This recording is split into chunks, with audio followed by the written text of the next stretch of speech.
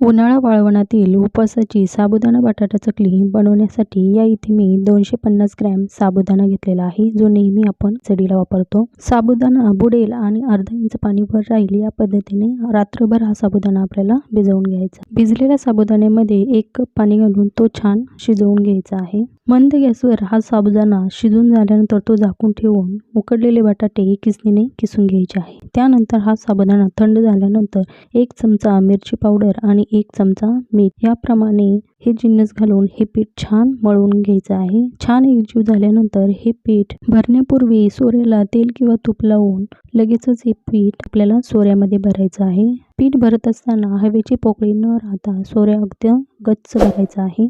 त्याच्या लगेचच चकल्या पाडून त्या आपल्याला 2-3 दिवस अगदी कडकडीत उन्हात वाळवून घ्यायच्या आहे। वाळून झाल्यानंतर कडकडीत तेलामध्ये त्या छान तळून घ्यायच्या आहेत। व्हिडिओ आवडला तर नक्की लाईक करा। धन्यवाद।